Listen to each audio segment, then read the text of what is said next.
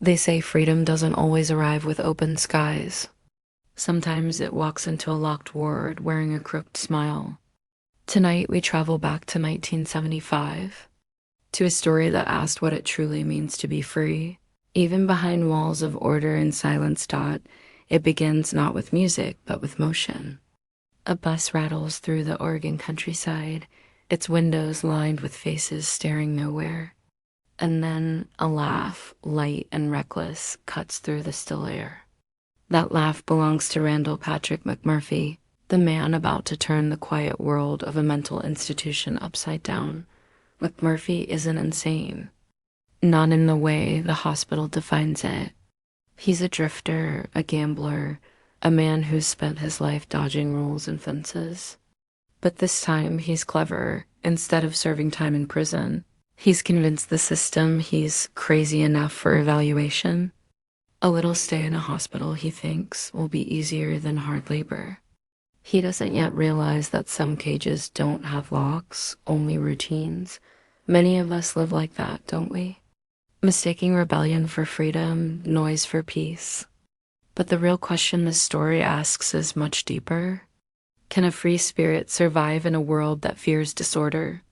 When McMurphy walks into the ward, the quiet hits him like fog. A radio hums softly, always tuned to the same classical station. The men move in slow circles, ghosts with name tags. And at the center of it all stands Nurse Mildred Ratched. Calm as porcelain, sharp as winter, she runs the ward with a smile that could slice glass. Every schedule, every pill, every silence, all under her control. Her authority isn't shouted. It's woven into every clock tick, every clipboard note. In her mind, order is mercy. In McMurphy's, it's death. And so begins the therapy of chaos. Two kinds of power collide. One that believes control heals, and one that believes laughter saves. Which one would you trust, sitting there in that room? The others in the ward, they're the quiet reflections of the world outside. Billy Bibbit, who stutters every dream. Chief Bromden, the tall man who pretends to be deaf, so no one asks what he's seen. Harding, the thinker who hides behind words. They've learned to survive by disappearing. Until McMurphy arrives, cracking jokes, clapping hands, breaking the spell of silence, and for the first time in years, they remember they're alive. Sometimes the sound of healing isn't a doctor's voice. Sometimes it's the sound of someone daring to laugh where laughter was forbidden. That's what McMurphy brings, not medicine, but memory. He reminds them of what it feels like to be human. Every morning, Nurse Ratch turns up the music, forcing order with a gentle smile. McMurphy asks for something small, to watch the World Series on TV. Just one game, he says. She refuses, not because it's wrong, but because she can. He sits in front of a blank television and begins to narrate the game out loud. At first, the men stare. Then they gather. They cheer. They laugh. They believe. And suddenly, the ward feels alive again, as if freedom has found a heartbeat. Sometimes freedom begins with pretending. Pretending the game is real. Pretending your laughter matters. Until one day, it does. From that day on, the ward becomes a battlefield, invisible but fierce. Ratch tightens control. McMurphy pushes harder. She turns therapy into interrogation. He turns silence into defiance. It's no longer about healing. It's about who will own the soul of that room. In psychology, we call this the conflict of systems, the structured mind that needs predictability, and the wild one that craves chaos. When they collide, healing pauses, but growth begins. There are moments when the tension softens. McMurphy teaches them to play cards, to laugh without fear, to bet cigarettes and share stories. He brings Chief Bromden out of silence, and slowly something shifts. The laughter that once echoed hollow now feels warm. Sometimes joy isn't rebellion, it's recovery. Every chuckle becomes a heartbeat of hope. And maybe that's what this story has always been about, not breaking rules, but remembering who we are beneath them. If you've ever felt trapped, not by walls, but by routines or expectations, you already know what McMurphy feels. He isn't fighting a nurse. He's fighting the invisible comfort of giving up. Freedom isn't the absence of control. It's the courage to choose who controls you. And in this ward, every man must decide that for himself. The lights dim. Nurse Ratched watches from her glass booth, her expression cold and still. McMurphy leans back, a small grin on his lips. Not victory, not defeat, but understanding. He's seen the truth now. The system doesn't punish madness. It punishes individuality. As the day ends, somewhere in those walls, something ancient wakes, the human need to be heard. So tonight, as you listen, remember this. You are not too old to laugh again. You are not too tired to rebel gently. And sometimes healing begins the moment you stop whispering and start being yourself again. Sometimes silence speaks louder than any word ever could. And in this place, silence has become law. The word hums with a soft kind of order, the kind that looks peaceful until you listen closely. Then you hear it, the clinking of pills, the shuffle of slippers, the sound of men breathing in time. It's not peace. It's surrender. And Murphy doesn't belong in surrender. His eyes are alive, scanning every inch of the room, looking for a crack in the system. He starts small, a joke here, a smirk there, testing Nurse Ratchet's calm like a finger pressing glass to see if it breaks. But Ratch never breaks. Her smile doesn't even tremble. She controls through quiet, and quiet can be deadly. There's a strange thing about silence. It can heal, or it can hide. In this word, it hides everything. Pain, fear, and the small rebellions dying in men's throats. McMurphy sees that. He sees how silence has become their therapy and their prison. He tries to talk to them, to break the ice. At first, they laugh nervously, glancing toward the nurse's station. But then something begins to shift. The men start to answer. Softly, slowly. Like voices waking from sleep. You can almost feel it, the sound of life sneaking back in. McMurphy tells stories about the world outside. Bars, baseball, women, the taste of freedom. They listen like children at bedtime, hungry for a world that still moves. And for a few minutes, the ward doesn't feel like a cage anymore. It feels like a memory, but Ratched hears everything. She always does. Her office sits behind a wide pane of glass, the eye of control. When she watches, it's without blinking. And when she speaks, it's always softly. So softly you lean in closer, not realizing you've stepped into her circle. One morning, she changes the schedule. Just slightly. Medication before breakfast instead of after. Music louder. She doesn't shout. She doesn't punish. She just reminds them who's in control. That's how authority works when it's smart. It doesn't use chains. It uses habits. It teaches you to confuse order with safety. McMurphy begins to understand that the fight isn't with her voice.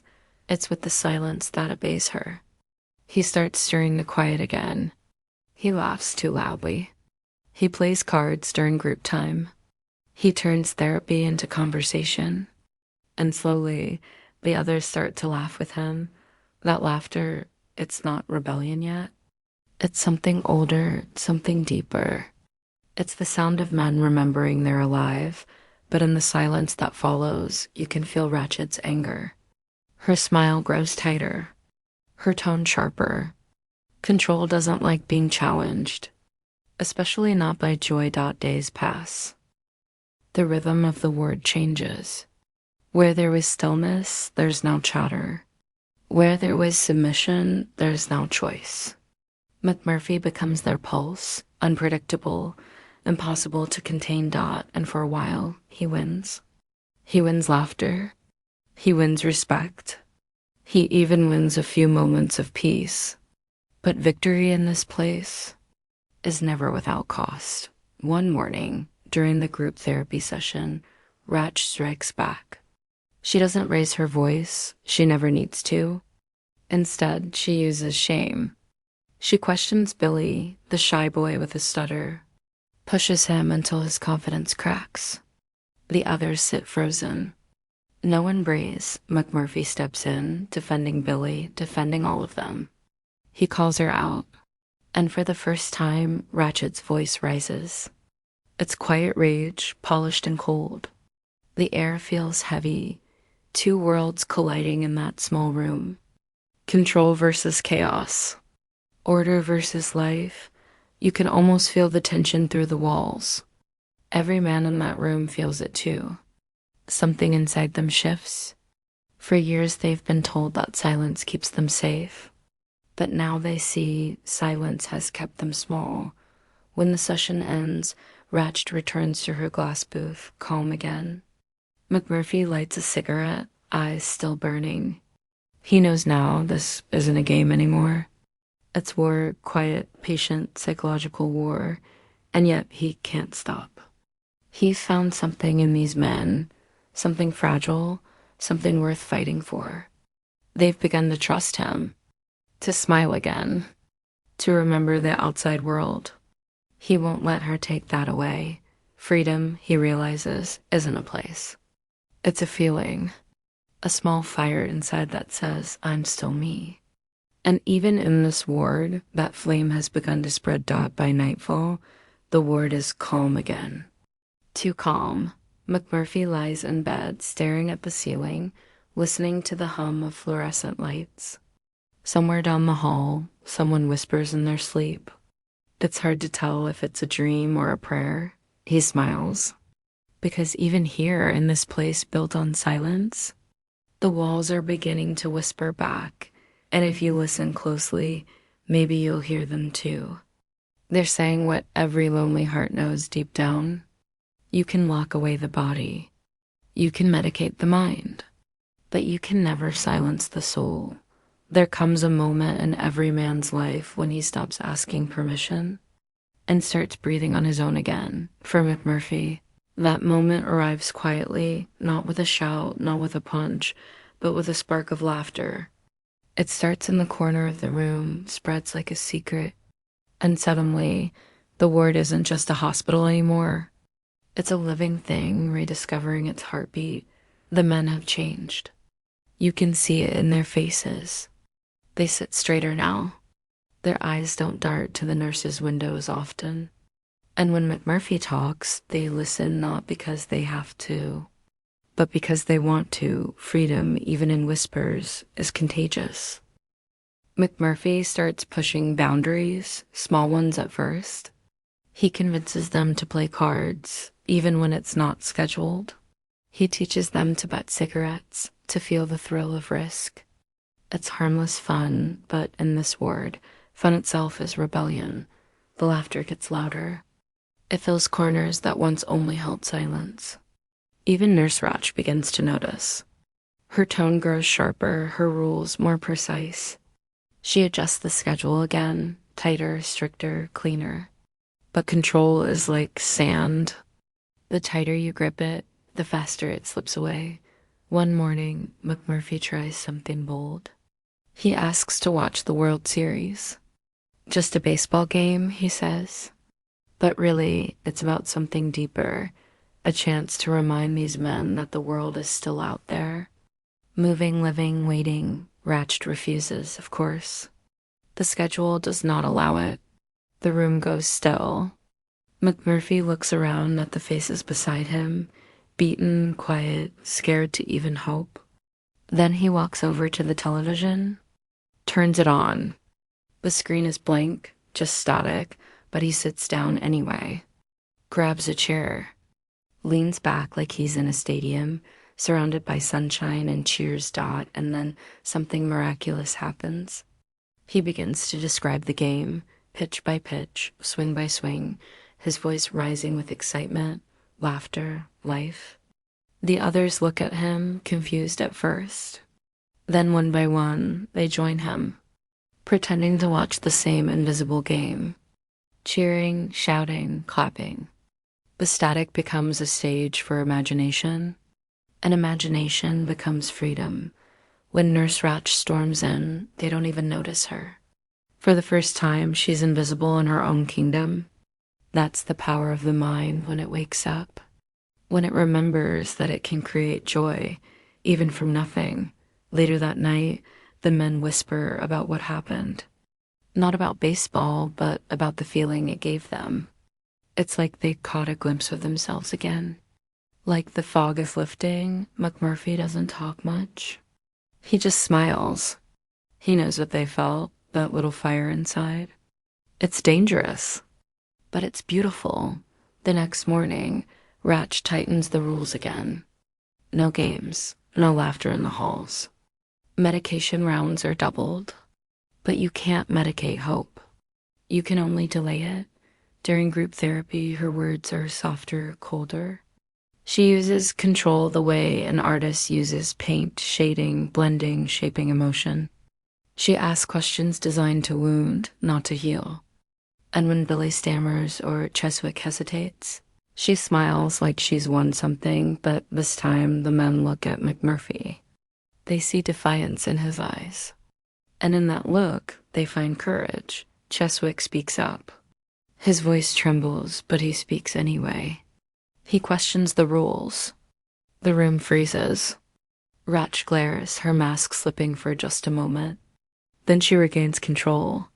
But the damage is done. The silence has cracked. That's how revolutions begin, not with noise. But with courage. By the third week, the ward feels different. Laughter returns like old music. Even the orderlies can't stop smiling sometimes. Ratched pretends not to notice, but you can see it in her posture, the unease, the tension. Control doesn't like being mocked at and McMurphy. He's not just fighting Ratched anymore. He's fighting something much bigger, the invisible systems that make people forget who they are. He starts talking about the outside world again. About rivers, cards, girls, and the way wind smells after rain. Every story is a small rebellion against numbness. Every laugh is a step toward freedom, but rebellion always has a cost. Ratched begins to isolate him, little punishments dressed as routine.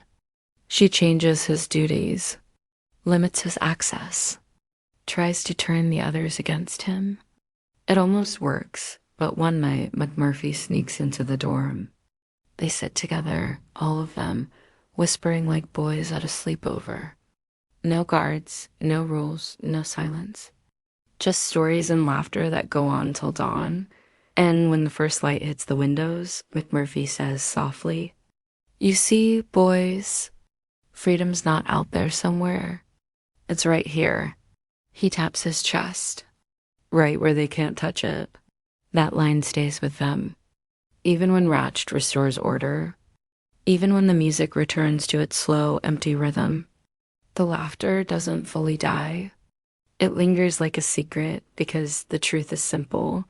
Once a mind remembers freedom, it never forgets the sound of its own laughter, and that, right there, is how the quiet rebellion begins. There's something bittersweet about freedom when it arrives too late. Like hearing your favorite song after losing the person who loved it most. The ward, once gray and silent, now breathes differently. You can feel it, the pulse, the warmth. The men laugh again, joke again, remember again. But behind that laughter, there's a shadow growing, Nurse Ratchet's eyes. She's not angry, not yet. She's something far worse. Patient, that's the thing about control. It never screams. It waits. McMurphy's spirit shines too brightly for the ward's sterile walls. He makes them play basketball, teaches them to cheat at cards, makes Chief Bromden, the silent giant, smile for the first time in years. Every little moment of joy is a rebellion, and every rebellion, no matter how innocent, leaves a mark. One morning, they go outside for the first time in months. Fresh air, real sunlight, the smell of the trees. McMurphy closes his eyes and laughs like a man reborn. The others stand awkwardly, unsure what to do with freedom. It's strange, isn't it? When you've been locked away long enough, even sunlight feels dangerous. He starts tossing a ball, teasing the others to join in. Soon, the ward's courtyard becomes a playground. Nurse Ratch watches from the window, lips tight, clipboard clutched. That's when she realizes she's losing them, not through violence. Through joy. Her retaliation begins quietly. Stricter routines, new punishments, less medication flexibility. The laughter becomes costly. Every smile earns them a new role. Every spark of freedom calls down more control. McMurphy doesn't stop. He doubles down. He organizes a fishing trip, a real one, out beyond the walls. It's not approved, of course, but he finds a way. He borrows the bus, fills it with men who haven't felt wind in years. And for one beautiful afternoon, they live. They shout. They fish. They laugh like free men. They remember what it feels like to be a live dot on that boat. Something happens, not dramatic, but sacred. Billy, the stuttering young man, smiles without fear. Chief Bromden speaks for the first time. A single word. And that's when McMurphy knows he's not just fighting Ratched. He's healing something deeper, older. When they return, the punishment is waiting. Ratched's calm voice cuts like a knife. Her words, slow, precise, make even laughter sound like sin. McMurphy's smile fades for the first time. He knows she'll make them pay.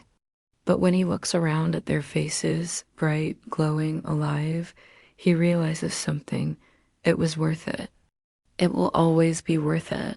That night, he lies awake, listening to their soft breathing. The sound of men who, for once, aren't afraid of dreaming. Freedom isn't something you win once. It's something you fight for every day. And in that soft dark, he whispers to himself, they can't take it back. Not now. Every system fights back hardest just before it breaks. And Nurse Ratched. She's no different. The ward grows colder again. The music dulls. Medication rounds double. But the laughter, even when quiet, won't die. It's like trying to drown sunlight. McMurphy starts pushing her buttons deliberately. He sings loudly during meetings, mocks her therapeutic discussions, and turns every insult into a joke.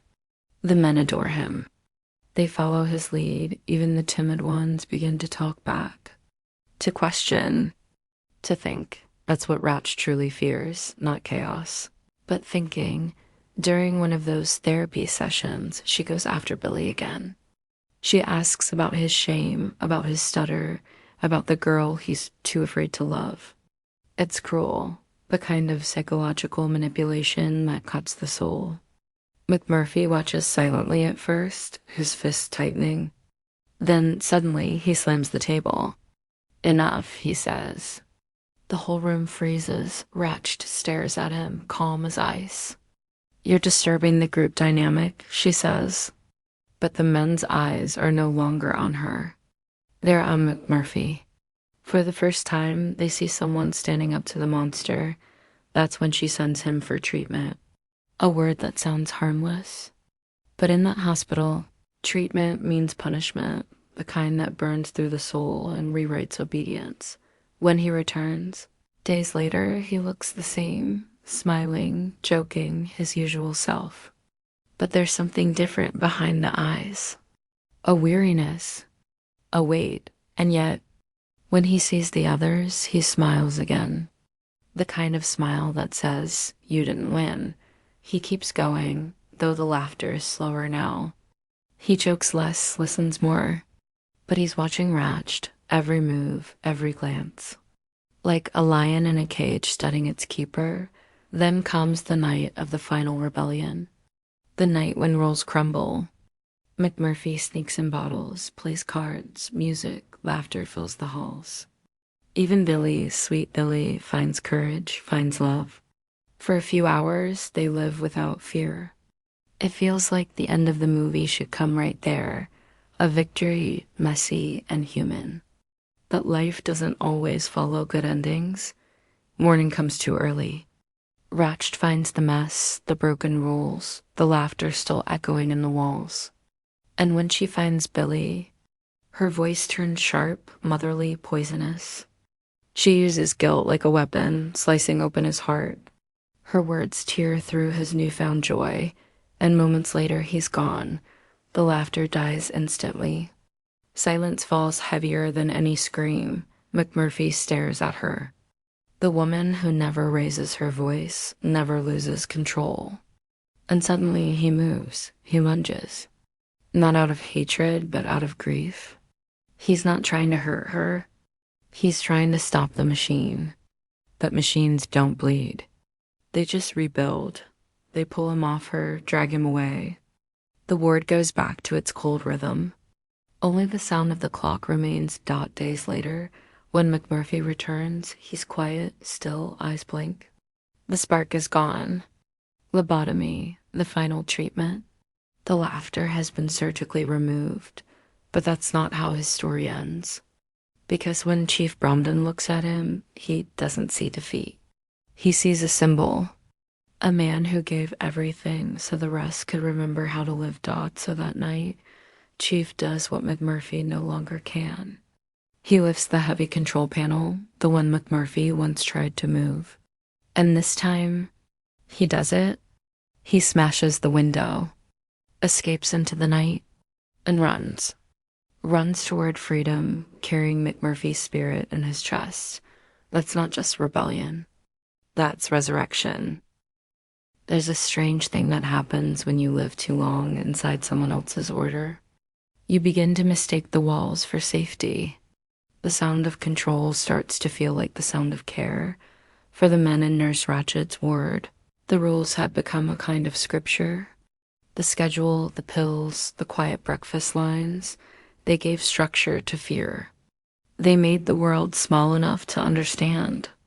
Until McMurphy arrived and reminded them that the world was meant to be wild. But even freedom, if you taste it too quickly, can hurt. After Billy's death, after McMurphy's silence, the ward trembles with confusion. They've lost the man who gave them color. They've gained only the echo of his laughter. Nurse Ratched moves through the halls with new calm. Her voice softer, her orders colder. The other staff speak to her in quiet tones, as if standing near power itself. That's how control survives, not through shouting, but through belief. One morning, she stands before the group and announces a new therapeutic direction. Her words sound almost kind. She talks of structure, of healing through discipline, of routines that bring order to the soul. The men nod. They don't know what else to do. They've seen what happens when someone fights the order. Now they kneel before it. It starts small. New forms to fill, new checklists. Then bigger things. Permission slips for laughter, supervised recreation, censored letters. Every act of joy needs approval now. Every joke must be filtered for appropriateness. But here's the thing about rules. When they multiply faster than understanding, they become religion. And when you build religion from fear, you don't get saints, you get silence. Chief Bromden moves through these days like a ghost with memories. The great man who once broke through the window now sweeps floors again. But his mind is somewhere else, remembering McMurphy, remembering freedom. He doesn't talk, but he listens. He listens to the quiet hum of obedience growing stronger each day. Sometimes he hears the men whisper in the dorms. They talk of the old days, the fishing trip, the laughter, the way the room felt alive. It sounds like a dream now, like something that happened to someone else. That's how memory fades, not all at once, but in pieces. Yet even in silence, rebellion doesn't die. It hides, waiting for the smallest crack. Every day at noon, the music plays from the intercom. Soft, dull, predictable. The same piano song looping endlessly. For years, it was just background noise. Now it feels like a message. Stay in rhythm. Don't think too much. One afternoon, something small happens. A mistake, maybe divine. The record skips. The same note repeats again and again and again. A broken rhythm. The men freeze. They're not used to broken things that aren't punished. But Chief looks up. That single repeating note, that flaw, it feels like McMurphy winking from somewhere beyond. The world, just for a heartbeat, is imperfect again. And in that imperfection, there's life. Sometimes the smallest sound of disorder can wake the sleeping parts of the soul. Nurse Ratched storms out from her office, fury masked in control. She stops the record player, adjusts it, resets the sound. The order returns instantly. The men lower their eyes like schoolboys caught smiling. Let's all take a deep breath, she says, her tone calm as winter.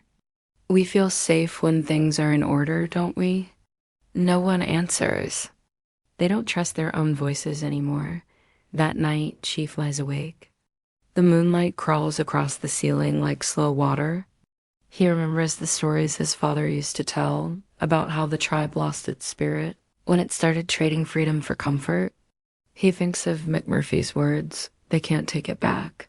Maybe freedom isn't something you win or lose.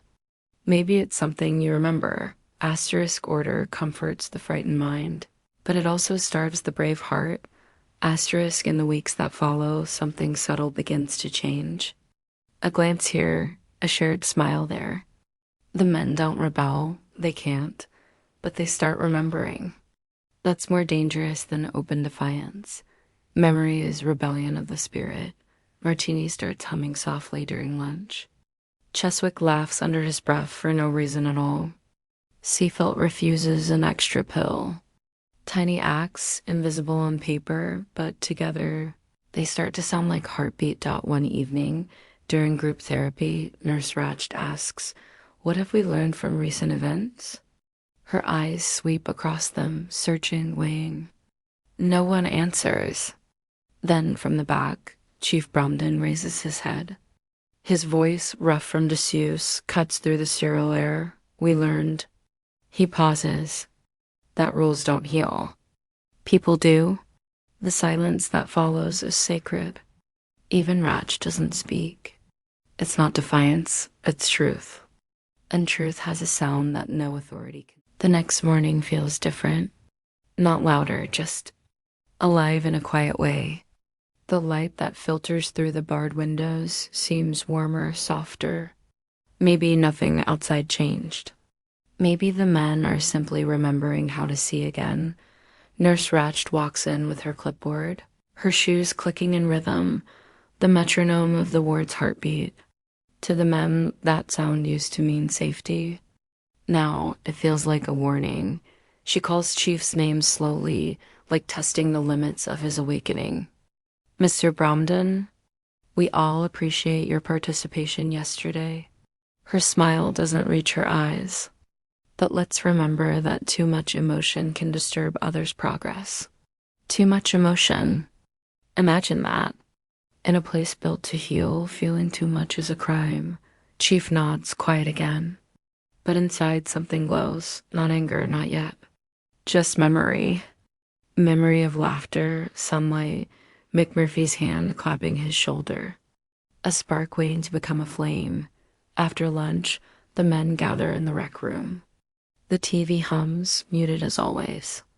Old Western reruns play, cowboys riding into sunsets that these men will never see again. But this time, they don't look away. They stare at the screen like they're trying to memorize freedom. Hey, Cheswick whispers, remember when he tried to turn the TV on? When Ratch said no, and he just pretended it was playing anyway? A chuckle passes between them, small, fragile, but real. For a few seconds, the ward feels human again. That's the power of shared sadness. It becomes a bridge. And across that bridge, hope sneaks in quietly, like light under a locked door. Asterisk, asterisk, sometimes healing isn't loud. It begins with one memory we're brave enough to say out loud. Asterisk, asterisk days roll by in quiet rebellion. Nothing grand, nothing heroic. Just small acts of remembering. The kind of rebellion old souls understand when you can't fight the world. You choose not to forget it. Chief begins to draw on scraps of paper, circles, rivers, faces half remembered. The nurses don't stop him. It looks harmless, but each line he draws is a map back to freedom. Each sketch is McMurphy smiling under the sun. Sometimes during meal breaks, Chief watches the new patients arrive, young, scared, medicated too soon. He sees in them what he once was, a man made smaller by the world's need for order, and each time he wants to tell them, don't let the rules name you. But he doesn't, not yet. Some truths need to stay inside until they're strong enough to survive outside. That night, a storm rolls over the city. Thunder trembles through the walls. Rain taps like restless fingers. The men lie awake, listening. Storms are rare blessings in this place, nature's reminder that chaos is still alive somewhere. When lightning flashes through the window, Chief sees McMurphy's empty bed. He imagines the ghost of that laughter, the kind that used to shake these walls. And suddenly he smiles, not out of madness, but because he knows that laughter never dies. It just changes voices. Asterisk, asterisk, grief is love that learned to breathe in silence. Asterisk, asterisk, asterisk, morning comes, soft and pale. The storm has passed, but something in the air feels cleaner. Maybe the rain washed away a little of Ratchet's power. Maybe the men's hearts just learned to beat without her rhythm during breakfast. Chief looks around the table, martini humming, Cheswick quietly smiling, Billy's empty chair still glowing with memory. And for the first time, he doesn't see patients. He sees survivors. He thinks of McMurphy again. Not as a saint or hero, just as a man who dared to feel alive in a world built to numb him. Maybe that's all courage ever is, the choice to stay human in a place that punishes humanity. Asterisk. The bravest thing a person can do is still feel joy after learning what pain can do. Asterisk, asterisk, asterisk. A week later, a visitor comes. Not for anyone in particular, just an inspector. He walks through the halls, clipboard in hand, commenting on cleanliness, efficiency, discipline. He smiles politely at Ratched. You run a very orderly program here, he says. Thank you, she replies, her voice dripping with pride. I believe order is the foundation of healing. Chief watches from the corner. He wants to speak, to tell this man what order has cost them. But he stays quiet. Some truths don't need to be shouted. They just need to be remembered long enough to outlive a lie. Later that night, he draws again. Not faces this time, just the ocean. Endless blue, free. He stares at it for a long time and whispers something McMurphy once said, they can't take it back. He folds the paper carefully and hides it under his pillow. It's not rebellion. It's prayer. Hope doesn't roar. It whispers until someone finally dares to listen. Asterisk, asterisk, weeks pass. Nurse Ratch believes the ward is hers again. Quiet, disciplined, obedient. But she doesn't notice the subtle rebellion in the air. The men walk taller now. They finish meals. They talk softly when the nurses leave the room. And when she enters, their silence isn't fear anymore. It's control. Their control. One morning during medication, Chief refuses a pill. He doesn't speak. He just looks her in the eye. It's not anger, not defiance. It's peace. And for the first time in her long career, Nurse Ratch looks away first. Asterisk, asterisk, sometimes. Victory doesn't shout. It simply looks power in the eye and stays silent. Asterisk, that night, Chief stands by the window again. The moonlight catches the edges of his drawing, the ocean vast and endless. He presses his hand against the cold glass and smiles. Maybe one day he'll find that ocean again. Or maybe it's already here, inside in the part of him that still laughs when the music skips. And for the first time since McMurphy left, the ward doesn't feel like a cage. It feels like a memory, and memories can't be locked away. He whispers softly, "Sleep well, brother." And somewhere far away, a man's laughter echoes in the dark. Free at last. The ward feels different now.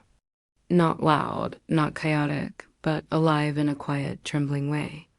You can sense it in the way the men breathe and how their eyes stay open longer before drifting away into the drugged fog. It's like someone cracked a window open and a little wind from the outside world is sneaking in. Ratched still runs the schedule with her ice-cold precision. Breakfast, medication, therapy, silence. But the silence doesn't belong to her anymore. It belongs to them. And she feels it. She feels the quiet watching her. Chief Bromden wakes up earlier than usual. He stands by the glass wall that separates him from the outside gardens. Somewhere beyond that fence, the sun is crawling up the mountains. He can smell the wet earth after last night's rain. That smell, damp soil, freedom, it does something to him. It reminds him of his father, the sound of the river flowing near their village, before the world turned his voice into a whisper. Asterisk, asterisk. Sometimes freedom doesn't begin with running away. It begins with remembering what your voice sounds like. Dot in the group therapy circle. Nurse Ratched reads from her clipboard. Her voice is soft, sweetly poisonous. Today, she says, we will discuss progress. The men stare down, hands folded, waiting for her to finish the sermon. But something in Chief shifts Dot progress. He almost laughs. They talk about progress as if healing could be measured by obedience. When she turns her eyes on him, she expects stillness. Instead, she finds presence. "Mr. Bromden," she says, "you've been unusually attentive lately. Would you like to share something?" There's a long pause. Then, for the first time in years, he answers out loud. Sometimes, quiet is not peace. The room freezes. Every man looks up, shocked, like they've just heard a sacred sound. Ratched blinks. That wasn't supposed to happen. She recovers quickly. "That's very insightful," she says, her voice tight. "But let's not confuse expression with disturbance." But it's too late. The seed has been planted. Asterisk, asterisk. A single sentence, spoken in truth, can break years of silence. Asterisk, asterisk. After the session, the men gather near the window. They talk quietly at first, then more freely. Their voices sound rusty, unused instruments learning a melody again. Martini jokes about McMurphy's laugh echoing through the vents at night. Even Cheswick smiles. It feels like sunlight landing on old wood. Chief listens. He doesn't talk much, but his heart feels like it's stretching, like a tree waking from winter. For the first time, he realizes something powerful. McMurphy didn't die to teach them rebellion. He died to remind them they were still alive. That night, Chief sits by his bed, drawing again, not oceans this time, but people, faces, men smiling. A small reminder that life still exists beyond the walls. Asterisk, asterisk. Healing doesn't erase pain. It teaches you how to live alongside it and still smile. Asterisk, asterisk. Later, a new patient arrives, a young man, barely 20, scared, trembling, eyes wide like a trapped bird. Chief watches as the orderlies lead him in. He recognizes that fear. It's the same one he carried for years. When the nurse leaves, Chief walks to the boy's bed and quietly offers him half an apple. The boy hesitates, then takes it. No words, just the crunch of a shared human moment. That simple act, a gesture, a kindness echoes louder than any rebellion ever could. Asterisk, asterisk. The smallest kindness in a cruel place is a revolution of its own. Asterisk, asterisk, asterisk. Ratched senses the shift but can't locate its source. She orders more control, tighter schedules, fewer privileges, extra checks before sleep. The more she tightens, the more they slip away from her grip. Defiance isn't loud anymore. It's quiet, calm, unbreakable. That night, Chief dreams of McMurphy again. They're sitting by the river, drinking from tin cups, the sun sinking behind the hills. McMurphy looks at him, smiling that same half-mad smile. "You finally figured it out, didn't you, Chief?" Chief asks softly, "What?" McMurphy grins. "You don't have to fight them to win. You just have to stay human."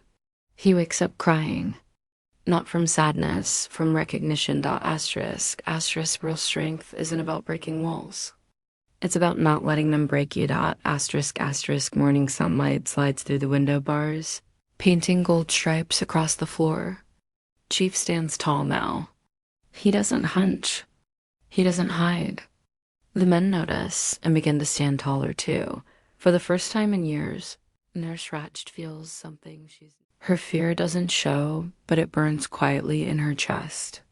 She writes more notes, adds more restrictions, pretends that control is still hers. But even she can feel it. The system is cracking. Chief no longer dreams of running. He dreams of waking. And every day he wakes up, a little more of the fog burns away. Asterisk, freedom doesn't always mean escape.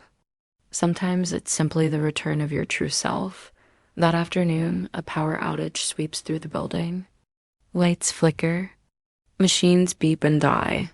For a few minutes, the ward goes dark. No hum, no control, just silence. Real silence. The men look around nervously. Then, from somewhere in the dark, Chief starts to hum a tune.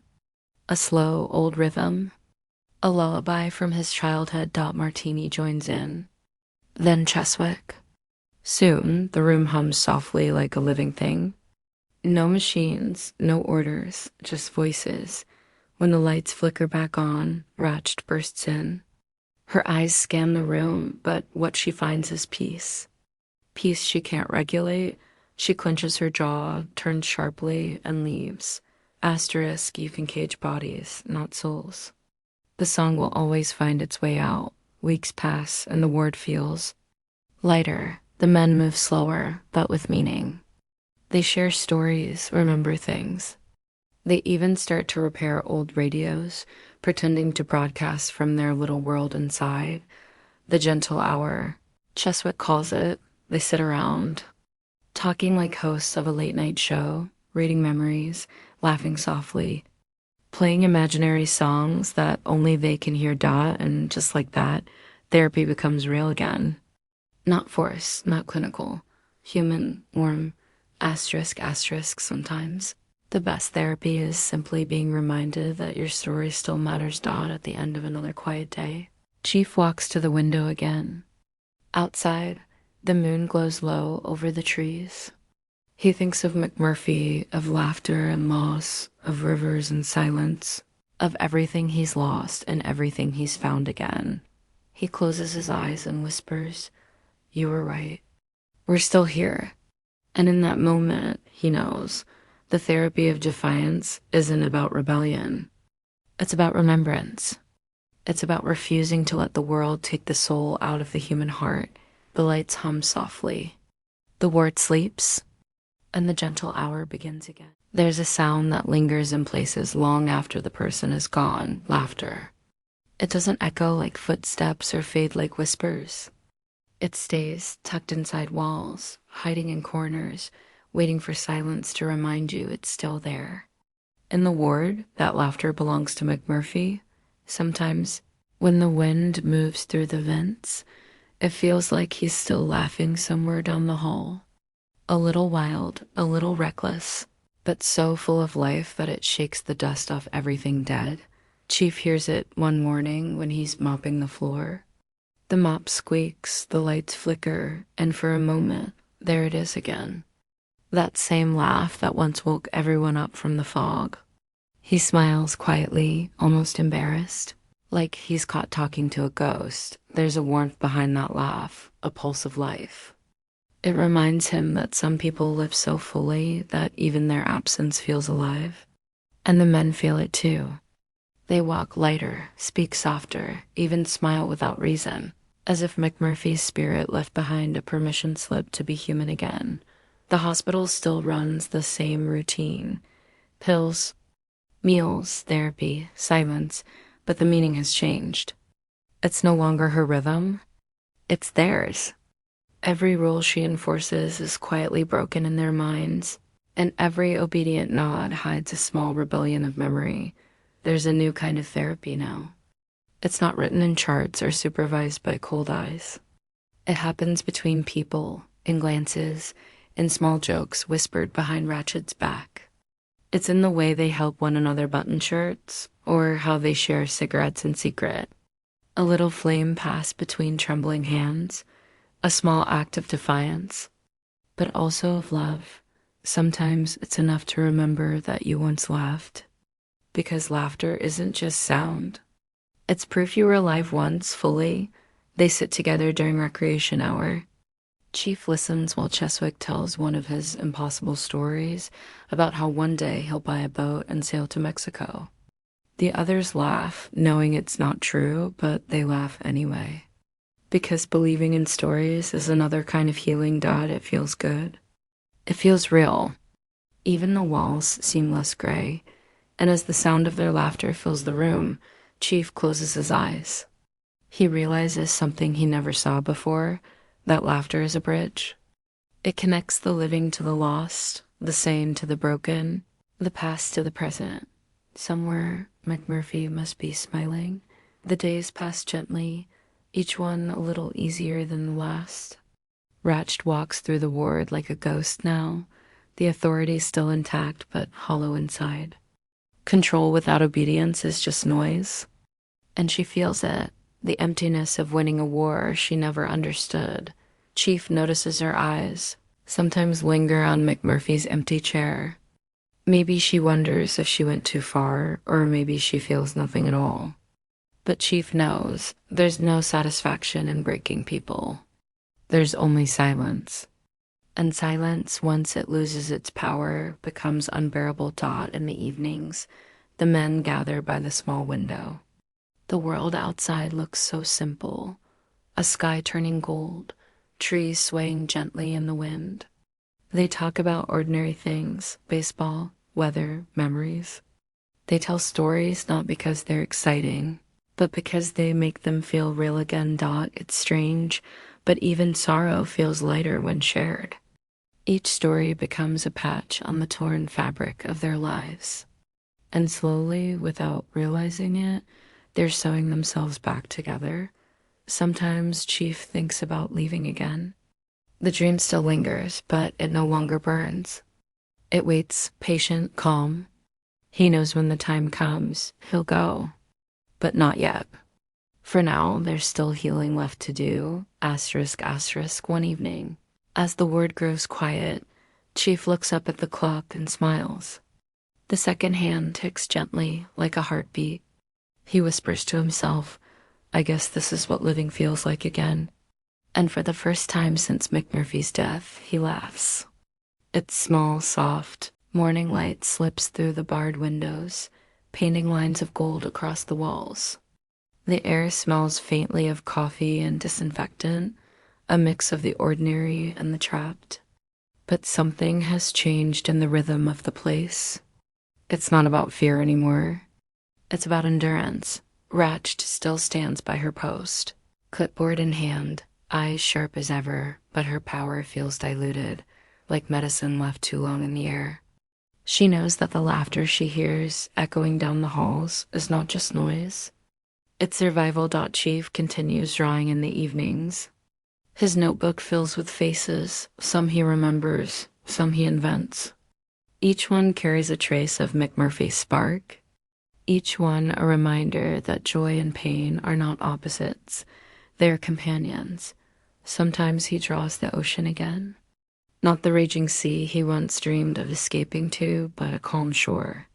A place where waves come and go like memories, and the horizon always waits, wide open. He often wonders what McMurphy would have said if he saw them now. Probably something crude, loud, but followed by that grin that said, I told you life ain't done with you yet.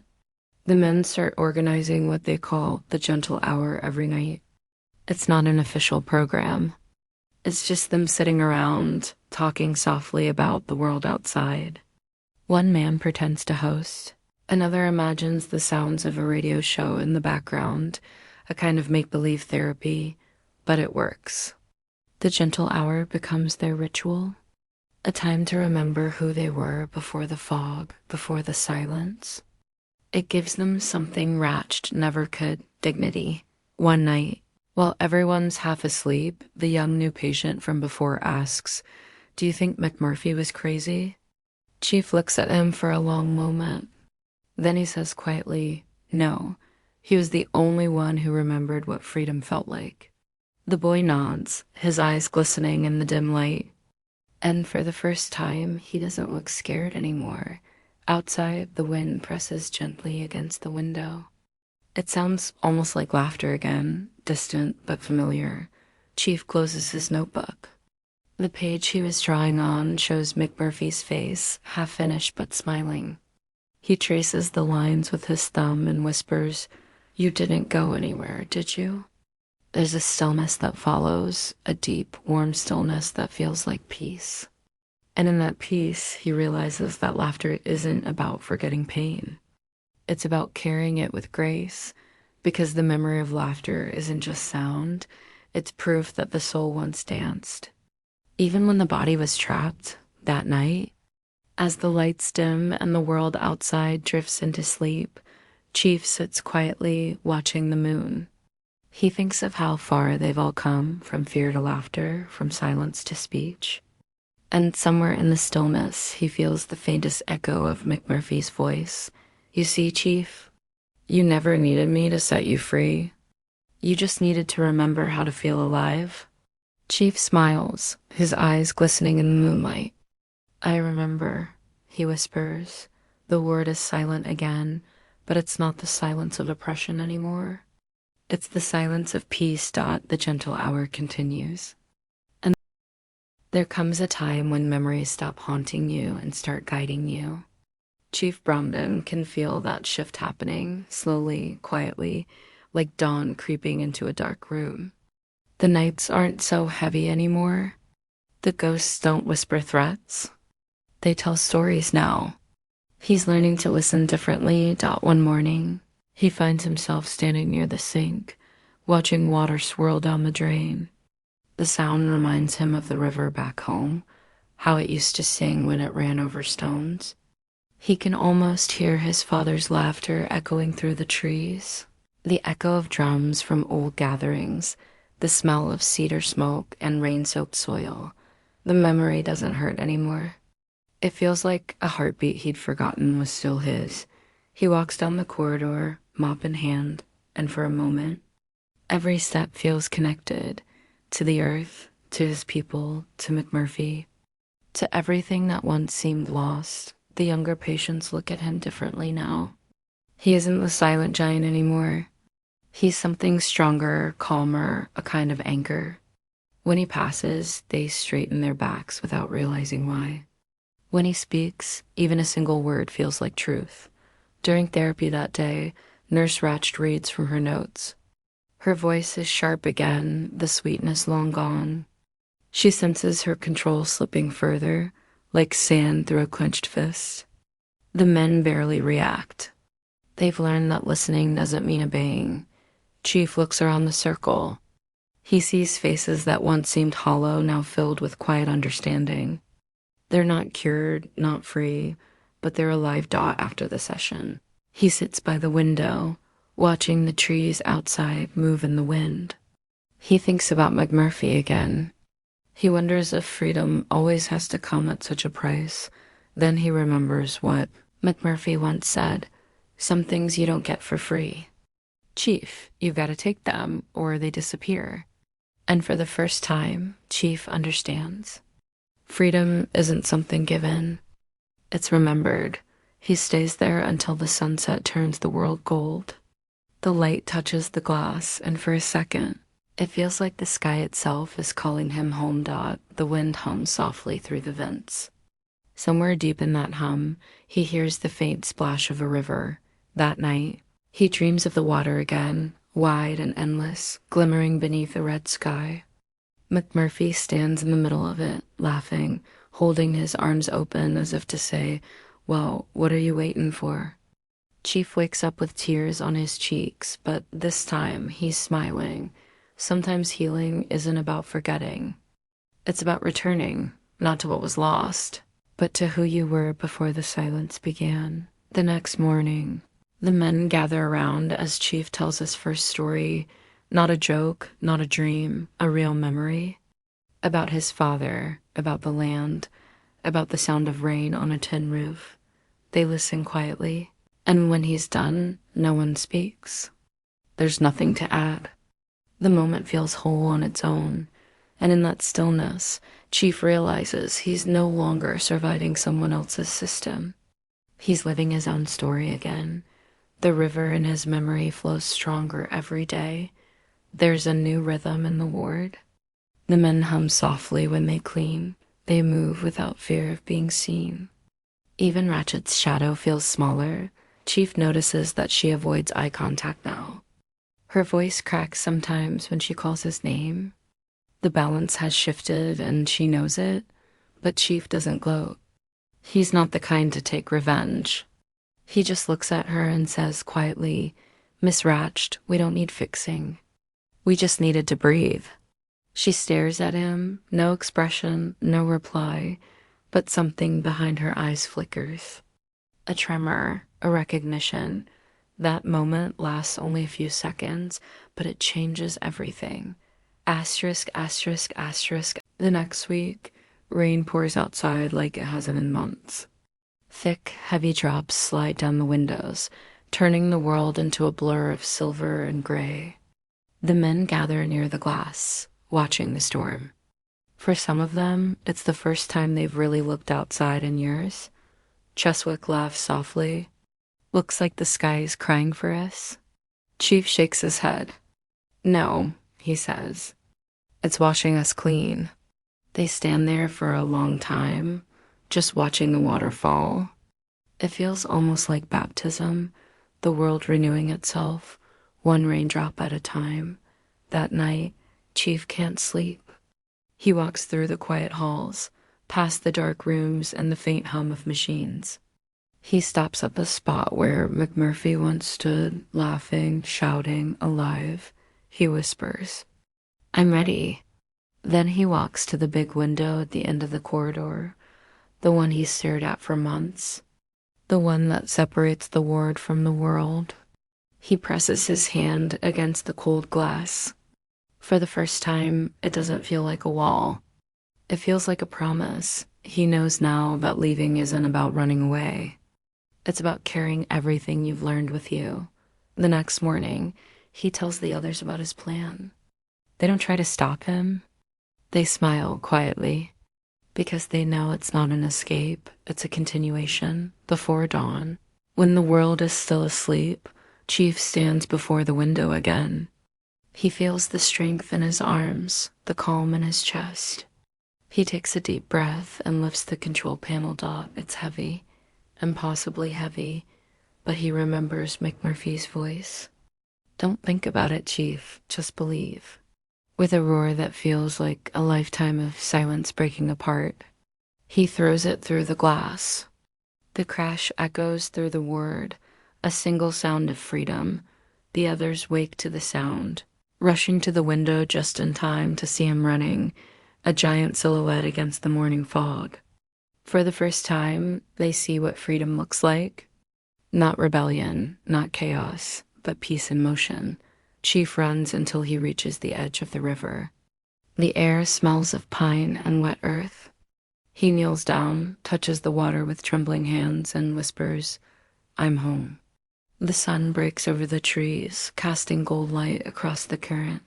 He watches the river move, slow and steady, a reflection of everything he's learned. He knows McMurphy is gone, but somehow he feels him there, in the water, in the wind, in the laughter that still lives inside. He doesn't need to say goodbye. Some bonds don't end. They transform. Chief closes his eyes, listening to the sound of the river. It's the same sound he's been hearing in his dreams all along.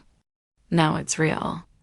Now it's his dot, and as the morning sun climbs higher, he walks along the riverbank. Not looking back, he carries their laughter with him, the memory of every man he met, every scar, every story, every soft piece of humanity that survived Dot, because in the end, freedom isn't the absence of walls. It's the presence of self. It's the courage to remember who you are and keep walking. The river flows beside him, endless, forgiving, and full of life. He takes one last look at the horizon, smiles, and disappears into the morning mist dot. And somewhere, in that quiet space between memory and eternity, McMurphy's laughter rises again, not as a ghost, but as a song. The river carries it forward. There's a kind of silence that doesn't frighten you anymore. It doesn't echo with what's been lost. It hums quietly with what still remains. Chief walks through the woods now, free, barefoot, the earth soft beneath his feet. The air feels different here, lighter somehow. It carries the smell of pine and damp moss, and the slow rhythm of wind brushing through old branches. He listens to that sound for a long time. It's almost like the laughter of his tribe, the voices of his father and mother blending with the song of the trees. He doesn't speak. He doesn't need to. The world speaks for him now. He follows the trail down toward the river, where morning light dances across the surface. The same river that once felt like a dream now flows before him, wide and alive. He kneels beside it, cups his hands into the water, and lets the coolness slide through his fingers. Dot. It's as if time itself runs through him. Every moment that once seemed broken now, part of something whole. He sits there for hours, watching sunlight shift from gold to silver. The sound of water and wind fills the spaces that once belonged to fear. He isn't thinking about the ward anymore. He isn't haunted by Nurse Ratched or the walls or the silence. He's thinking about what it means to be alive again. There's a quiet dignity in age, and knowing you've seen too much to be fooled by small things, and realizing that peace isn't a gift. It's something you build, one breath at a time. Chief smiles softly to himself. He remembers McMurphy's grin, wild and stubborn, that fire that refused to die. And for the first time, he doesn't feel grief, he feels gratitude. Because some people come into your life not to stay, but to wake you. He leans back against the old cedar tree and closes his eyes. He feels the sun warming his face, the ground steady beneath him. And somewhere deep inside, he feels something. Unclench, a muscle that's been holding pain for too long, finally letting go. For a moment, he's just a man breathing. Not a patient, not a symbol, not a survivor. Just human Dot. As the day passes, he starts walking again, following the river's bend. Each step feels slower, but more certain. He notices small things. The way light flickers on the water, how a dragonfly pauses in the air like it's thinking, how even fallen leaves catch the sun just right. These are the kinds of things you only notice when you stop rushing. When you've lived enough to understand that beauty isn't rare, we just forget to see it. He passes an old cabin, half collapsed, and something about it feels like a memory too. Inside, dust swirls in quiet beams of light. There's a cracked chair, a broken lantern, and the ghost of laughter. He sits down, and for a moment, he feels his father there again. The same hands, the same silence, the same weight of pride and sorrow. Chief speaks softly into the empty room. I see you, Papa. I see now. He waits for the echo, but all he hears is the sound of wind moving through the boards. Gentle, forgiving. The quiet horizon outside glows amber, as if the world itself is. That night, the stars return, bright and endless. Chief lies on his back near the riverbank, watching constellations shimmer across the sky. He remembers when he used to fear the dark, when silence meant confinement. Now, it means rest. The stars don't feel distant anymore. They feel familiar, like old friends keeping watch. He imagines McMurphy somewhere up there, still laughing, still stirring up trouble, telling stories to the heavens. And Chief laughs too, quietly, but from the heart. The sound surprises him. It's been so long since laughter felt natural. He rolls onto his side, looking at the river again. It reflects the sky like a mirror, infinite above, infinite below. For a long time, he just watches, and the boundary between heaven and earth seems to fade.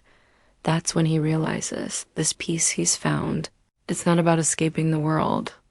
It's about returning to it with open eyes. He begins to speak softly, not to anyone in particular, maybe to McMurphy, maybe to himself, you know. I used to think freedom was about breaking things, he says. Windows, walls, rules, but now I think it's quieter than that. Freedom is when you stop being afraid of yourself. The wind carries his words away. Somewhere in the trees, an owl calls back, a slow, ancient sound. He stays like that until dawn, watching the horizon blush pink and gold. The world wakes gently, and he can feel its rhythm beating in time with his own. He whispers, "I think I'll be all right." Days turn into weeks. Chief finds a small village nearby. Quiet people, old faces, kind eyes. They welcome him without questions. He helps them fix roofs, chop wood, tell stories by the fire. At night, they listen to him speak about his time in the ward. He doesn't tell it like tragedy. He tells it like a story about becoming. Sometimes they cry. Sometimes they laugh. Sometimes they just sit in silence together, and that's enough. The younger ones ask him what the world was like before all the machines, before noise took over. He smiles and says, quieter, "But it listened better?" They don't understand it fully, but they feel the truth in his voice. He becomes something of a storyteller, not famous, not loud, but remembered. The old ones call him the gentle voice. And when he sits by the fire at night, his words wrap around them like a blanket, because what he's really giving them isn't stories. It's calm. One evening, as the sun sinks low and paints everything gold, he walks back to the river one last time. The current moves slow, steady, like a heartbeat that refuses to fade. He kneels by the edge, presses his palm to the water, and feels its coolness reach deep into him. He looks up at the horizon, wide, endless, quiet, and smiles. Every life ends somewhere. But peace just changes shape. He closes his eyes and breathes in the evening air. It smells of pine, of rain, of home. The river hums softly beside him, and for the first time in a lifetime, he doesn't want to go anywhere. He's already where he needs to be. The horizon glows brighter as the last light fades, and the sound of the river fills everything, soft, eternal, like the voice of the world itself. Sometimes when the evening settles and the house goes quiet, you start hearing things that aren't really there. Not voices, not sounds, but memories. They arrive like soft footsteps in the hallway of your mind, gentle, patient, and familiar. Chief has those nights now. He sits near the fire outside the small cabin he built by the river. The flames sway slow, and the smell of pine drifts through the air. He doesn't fight the silence anymore. He listens. He listens to the ghosts, not to mourn them, but to thank them. That's the strange thing about growing older. You start realizing that even the people who broke your heart, who challenged you, who left too soon, they all built some part of who you became. Each ghost is a teacher in disguise. Chief takes a breath, and in the reflection of the fire, he almost sees McMurphy, that crooked smile, that spark in the eyes that said rules are only real if you believe in them. He laughs quietly, shaking his head. "You crazy man," he says under his breath. "You did it, didn't you? You got me out." The flames pop, and for a heartbeat, it's as if the fire laughs back. He thinks of the ward, the cold tile floors, the buzzing lights, the endless routines. He used to think that was the whole world. Now, sitting here with the stars above and the smell of wood smoke, He realizes that the world is wider than fear ever allowed. And that realization, that moment of remembering freedom, it's like therapy for the soul. He knows that for every person listening to this story, there's a ward somewhere in memory, a place we once felt trapped, small, silenced. But like Chief, we learn slowly, painfully, beautifully to walk out of it. And when we finally breathe open air, the world feels new again. He looks toward the river. The moon is resting on its surface like a silver coin. He smiles and says softly, "You like it here, Mac." Time for him has slowed to a kindness. The urgency of youth has faded, replaced by a steady gratitude. He wakes with the sun, tends to small things, shares food with his neighbors. Some days, he carves wooden figures, not of saints or heroes, but of people he once knew. Each figure is rough, imperfect, and yet alive. He doesn't aim for perfection. He carves the way people remember, with flaws that make the faces real. When he gives one to a child from the village, they hold it like treasure. They don't know the stories behind those faces, but they feel the care in the carving. That's the way memory works, too. We pass it down in shapes and gestures and laughter and quiet pauses. We don't need to explain everything. Love hides in the details. Chief sometimes wonders how long he'll stay here. But then he stops himself. He's learned that peace doesn't come from knowing what's next. It comes from being all right with not knowing. The fire crackles again. He closes his eyes. The warmth touches his face like a gentle hand, and he hears his mother's voice somewhere deep within. "You came home, son. That's all that matters." He breathes out slowly. For a long moment, the only sound is the river. That's when he realizes home isn't a place. It's a feeling you carry when you've forgiven life for being life. As he sits there, an old memory drifts in, one he hasn't visited for years.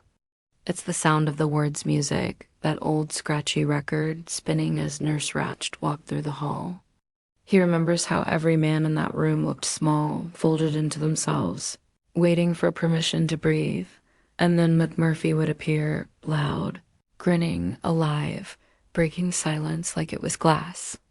That's what he was really doing all along, Chief realizes now. He wasn't rebelling against a person. He was rebelling against the idea that joy needed permission. It hits him like warmth spreading through his chest. That's what McMurphy gave them all, not an escape, but a reminder. You're still alive. Don't act like you've forgotten. He whispers those words softly, as if to the listeners themselves. You're still alive. Don't act like you've forgotten. And it lands like a quiet echo right where it should. In the heart. By now, the night has grown cooler. A breeze moves through the trees, carrying the scent of rain. Chief stands up slowly, joints stiff but steady. He looks up at the sky. There's no fear left in the dark. Only the gentle truth that every ending is just another doorway opening somewhere else. He looks toward the fire one last time before stepping inside his cabin.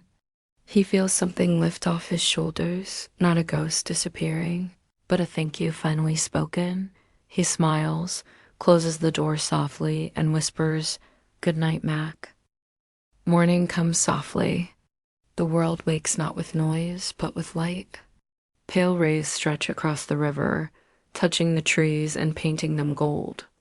Chief opens the cabin door and steps outside, his breath mixing with the cool air. The world feels slow here, slow enough to notice the sound of birds far away, the creak of wood beneath his feet, and the heartbeat of the river. He stretches, smiles to himself, and says, "Still here?" That small sentence means everything now, because after all he's seen, the rules, the fear, the silence, to simply be here feels like victory. He walks down to the water, carrying a small wooden carving in his hand. It's not perfect, nothing he makes is, but it carries the weight of memory. It's McMurphy's face, rough and kind all at once, eyes carved slightly uneven, as if even in wood he's ready to grin. Chief kneels by the river and sets the carving on the surface. The current takes it gently, spinning it once, then carrying it downstream. He watches it float away, not as goodbye, but as thanks. Because sometimes the best way to love someone who's gone is to let them keep moving. He stands there for a long time, watching the water bend and shimmer in the morning light. And something in him feels full. Not happy exactly, not sad either, just full. He spends that day visiting the small village nearby. Old friends wave from their porches. Children run through puddles left by last night's rain. An elderly woman offers him bread. He takes it with a smile and sits beside her on the bench. They don't speak much. They don't need to. Sometimes silence between two people who understand life feels like the purest form of prayer. She finally breaks the quiet, saying, "You look lighter, Chief." He chuckles softly. "Maybe I am. Finally learned to stop carrying what isn't mine." The woman nods, the way people do when they've also learned that lesson the hard way. They sit there watching the clouds drift by. It's one of those simple, ordinary moments, but it holds more healing than any grand event could.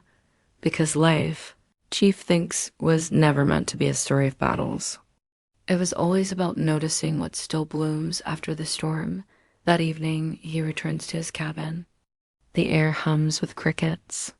He lights the fire again, not out of need, but habit. As the flames grow, he starts talking, not loudly, not to anyone in particular, but as if he's writing letters in the air. He speaks to the ghosts, to the laughter that once filled the ward, to the music they danced to the quiet men who found courage too late, to the women who waited, hoping something would change. He doesn't ask why anymore. He just says thank you. "Thank you for teaching me that silence can be broken," he says softly. "Thank you for reminding me that laughter is medicine. Thank you for the fights, the failures, the moments that hurt, because they woke me up." The fire pops once, and he smiles at the sound. It feels like applause. Later that night, as the stars begin to bloom overhead, he lies down on the small bed near the window. The world outside glows faintly, a gentle promise that morning will come again.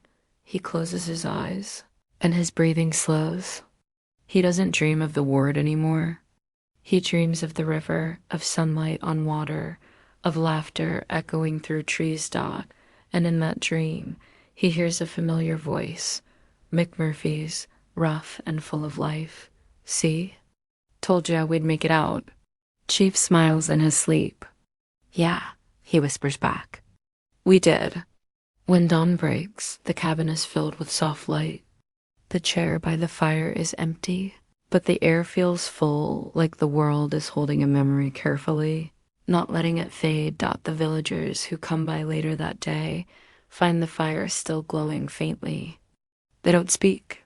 They just sit in the quiet, feeling something sacred in the air. One of them, a young man, finds the last carving Chief had been working on. It's small, unfinished, just a figure sitting by a river. He picks it up and turns it over. On the bottom, faintly carved, are the words, "For those who remember." The young man places it by the fire, and in that simple act, the circle closes, and that's how stories live, not in books, not on screens. But in the quiet moments people carry forward, every listener who's still here, every heart that stayed until this point. You've taken the story with you now. It's yours to remember, to share, to find your own freedom inside, because maybe the ghosts we think are really just the parts of ourselves that love deeply enough to leave a mark, and maybe that's what therapy truly is. Not forgetting pain, but learning to keep it kindly. The fire flickers one last time. Outside, the river keeps moving. Life hums quietly on.